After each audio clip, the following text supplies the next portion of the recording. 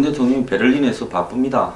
G20라고 이런 세계 주요 10강의 정상들이 다 참여하는 회의가 열리면 이 회의를 앞서거니 뒤서거니 해서 이 양자 다자 간 회담이 쭉 주변에서 열립니다.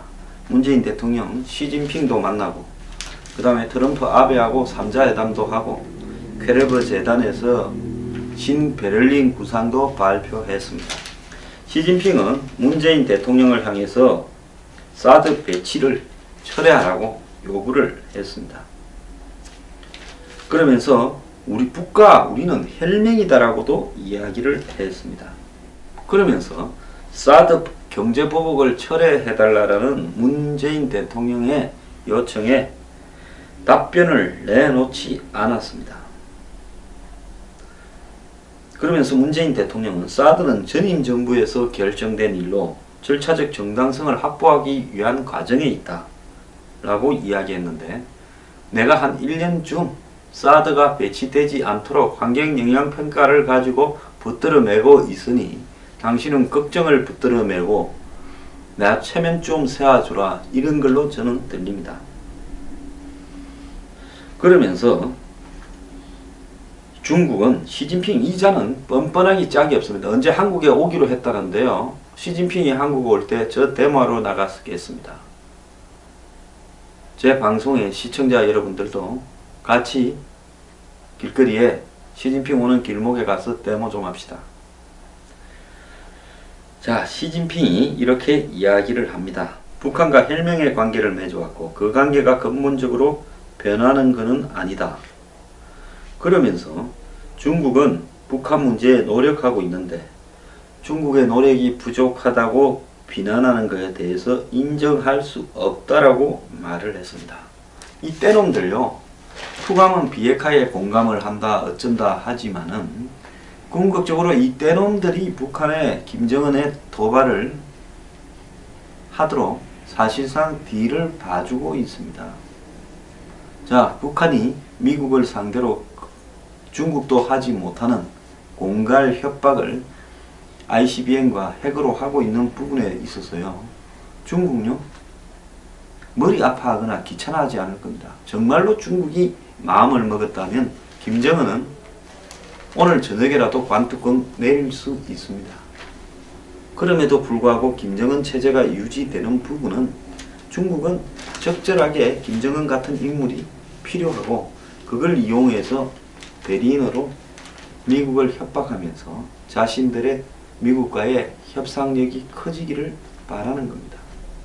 북이 ICBM을 쏘는 이 과정에 지금 북이 지금까지 북핵 미사일 위기에 대한 전체 상황을 뒤바꾸어 버리는 게임 체인저로서 한마디로 판서리를 한 마당에 이 와중에도 미국에서 비싸게 사온 남북관계 주도 운전석 티켓을 한번 써보겠다고 그냥 찢어 버려버리지, 문 대통령은 어제 베를린에서 신베를린 선언이라는 걸 원고지 40매 분량으로 발표했다고 합니다.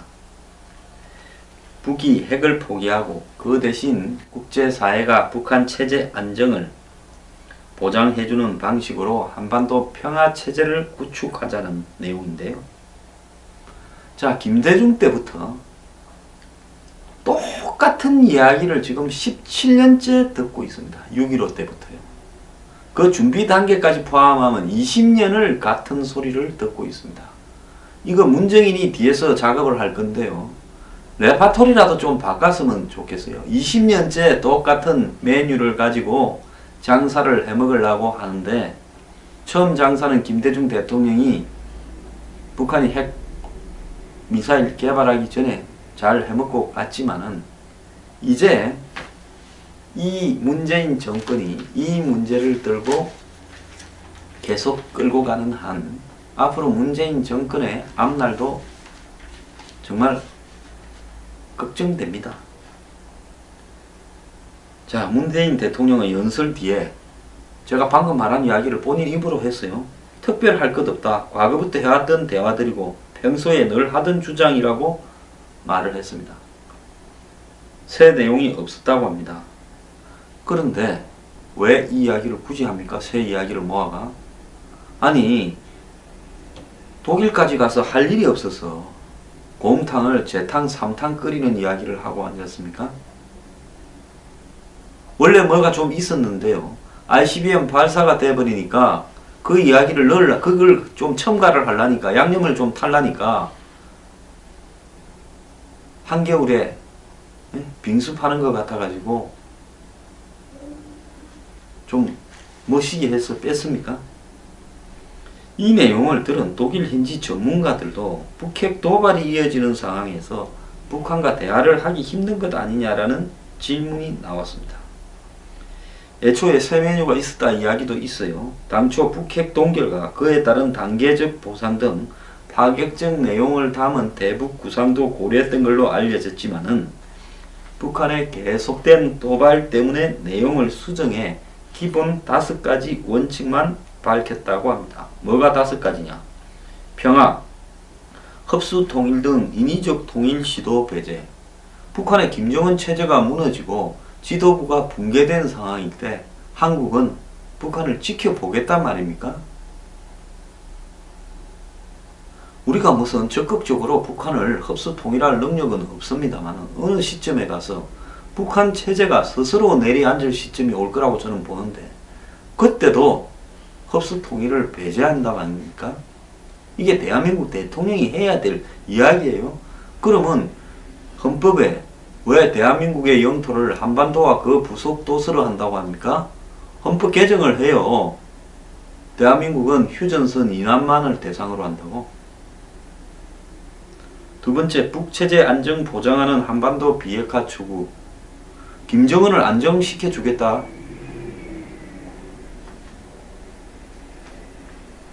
한반도 평화협정 체결. 북한하고 미국하고 정전협정을 종전협정으로 바꿔줘서 북미 간에 평화협정을 체결하도록 해주겠다고 한국 대통령이 이제 끄리낌 없이 이야기합니다.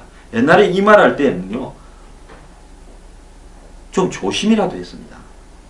북핵 해결 시 한반도 경제 공동체 추진.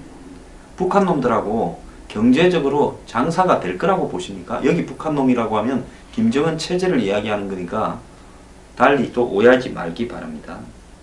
정치 군사적 상황과 불리한 민간 교류 지침. 북한이 ICBM을 쏘든 6차 핵실험을 하든 계속 교류는 해보겠다고 이야기하는 겁니까? 그러면서 4가지 제안으로 추석 이산가족 상봉. 이러고 자빠졌는데 이산가족 상봉요? 평창올림픽 북한 참가. 평창올림픽은 이 북한한테 매달리는 이 정권 때문에 꼬라지 더럽게 되겠습니다. 군사 분계선에서의 적대행위 상호 중단. 누가 적대합니까? 우리가 적대한 적이 있어요? 남북 간의 접촉과 대화 재개. 자, 참 딱한 사람인데요. 그러면서 여건이 갖춰지고 국면 전환 계기가 된다면 언제 어디서든 김정은을 만날 용의가 있다. 김정은이 한국 빠져라. 야, 왜 긁어치냐. 미국 갔다 와가지고 분 돈으로 티켓 하나 사와가 나한테 입장할라 하지 마라. 난 니하고 입장시켜서 이야기할 생각 없다 하는데 왜 이렇게 김정은이 서토코도 아니고 쫄쫄쫄쫄 따라다닙니까? 자, 문재인 대통령 이날 연설에서요, 국제사회에서 군사적 대응 가능성까지 거론되는 상황에 적절한 그런 대응이냐 제안이냐 이런 의문도 제기됐고요. 현장에 있던 퀘르베 재단 관계자들이 문 대통령에게 북한 도발로 대화도 시작하기 전에 대화를 못하는 상황이 되어버린 거 아닌가, 북이 추가적으로 군사적 도발을 하는 거 아니냐, 트럼프 대통령의 태도도 ICBM 발사로 달라지는 게 아니냐라는 질문도 나왔다고 합니다. 자, 그러면서도 똑같은 소리를 앵무새처럼 지적입니다. 궁극적으로는 군사적 해법이 아니라 평화적 방법이어야 된다. 이 이야기를요, 북한한테 그냥 좀 하세요. 아예 그냥 내가 대통령이라면 몇월 며칠 몇 시에 평양을 방문할 거니까 내가 가면 쏘든가 말든가 니 알아서 하라고 한번 가서 김정은이한테 한번 해보세요. 김정은이 뭐라 그러는가. 참 딱한 사람입니다. 근데 시진핑 만나고 케레베 재단을 만나고 난 다음에는 또 트럼프하고 아베하고 3명이 만났습니다. 그래서 북한의 ICBM 발사를 계기로 한미일 삼각 정상이 대북 삼각 안보 공조를 복원했다고 합니다. 이 독일 함부르크에서 문재인, 트럼프, 아베가 어제 만찬 회동을 갖고 북한 도발에 대해서 공동 대응을 했다. 이런 이야기인데요. 한미일 삼각 정상이 모인 것은 2016년 3월 미국 DC에서 핵안보 정상회의가 열린 이후 1년 4개월 만이라고 하는데요. 자, 이 만찬 회동은 ICBM 도발에 나선 북한에 대해 강력한 제재와 압박을 가하는 쪽으로 삼국 정상이 의견을 합치한 무대였다라는 겁니다. 현재 진행 중인 유엔 안보리 차원의 제재는 물론이고 양자 차원에서도 제재의 고삐를 조여서 압박을 최대한 하기로 했다는 겁니다. 북한의 핵미사일 능력이 예상보다 훨씬 빠르게 고도화되고 있어 이를 차단하기 위해 훨씬 더 강한 압박이 필요하다는 상황인식 때문이라는데요.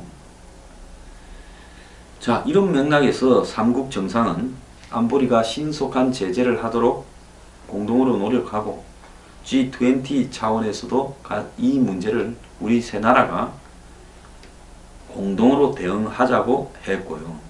다만 군사적 옵션은 배제했다는 겁니다. 한반도 군사 충돌이 예상되는 상황에서 이걸 피하기 위해서 경제 제재를 중심으로 평화적 해결을 추구하기로 했다는 겁니다. 제가 그랬잖아요. 미국이 군사 옵션요 할 가능성이 거의 없다고. 자, 문재인 대통령이 또 이렇게 한 데 대해서 한 역할을 했다고 이야기도 나오는데요. 트럼프가 북한과 거래하는 중국 기업과 개인에게 추가 금융 제재를 하겠다는 입장을 분명히 이 자리에서 밝히고 이란에 적용했던 세컨더리 보이콧을 직접 지칭하지 않았지만은 그에 준하는 제재 효과를 지금 시작하겠다는 것을 지금 밝힌 걸로 보입니다. 정부 고위 관계자는 결국 최대 압박을 통해 북한이 경제적으로 더 감내할 수 없는 상황이 되어서 비핵화 테이블로 나오게 하려는 거다는 거고, 이번 회동의 실질적인 타켓은 중국에 대한 압박이라는 겁니다. 트럼프는 이번 G20에서 시진핑을 만났을 때 최후 통첩성 협조 요청을 할 거라는 거죠. 세컨더리 보이콧은 물론이고 대북 원유 공급 중단 축소 같은 제안을 내놓을 거라고 알려지고 있는데요. 자, 또 한국의 언론은 어제 이 자리에서 문재인 대통령의 주도적 역할이 부각되었다. 문 대통령은 단계적 포괄적 북핵 해법과 한반도 평화 구상을 소개했고 미일의 호응을 끌어낸 것으로 알려졌다. 미국도 자기들이 관철시키려는 게 있고 일본도 있다 보니까 하나씩 주고받고 해야 되고, 그 다음에 구체적이지 않은 내가 한번 운전석 앉아보겠다. 이거 정말 구체적이지 않잖아요. 뭘 해주는 거 손해볼 거 없지 않습니까? 미국이나 일본이. 그래, 앉아라. 그 운전석 앉았다가 니 한번 운전도 못하고 내릴 거다. 그래, 운전석 앉는 거 우리가 반대 안 한다. 그걸 가지고요 또 홍보를 합니다. 기가 찬데요. 어제 시진핑을 만나서 사드 철회라 소리, 우리는 북한과 핵맹이다 소리 듣고, 독일 전문가 앞에서 신베를린 구상을 밝히니까 이 상황에서 대화가 되냐 소리가 나오고, 그 다음에 또 트럼프를 만나가지고는 또 북한에 대해서 압박을 해야 되는데 그래도 대화와 압박을 병행하는 역할을 해보자고 내가 주도하려는 운전석 티켓은 아직 살아있다. 시간이 걸려도 유효기간을 조금은 늘어달라. 이 이야기를 했습니다. 자, 지금 자충울돌 왔다리 갔다리 하는데요. 노무현 전 정권의 이 우방과 또 안보 문제에 있어서의 충돌과 혼돈보다도 더 심각한 상황으로 가는 것 같습니다. 그 티켓 빨리 버리기 바랍니다. 더 더 오래 철진한 티켓 입장 기간 연장해서 더 오래 갖고 한번 앉아보겠다 하다가는요, 정말 국제적 망신당합니다. 어찌 그렇게 판단이 안 됩니까?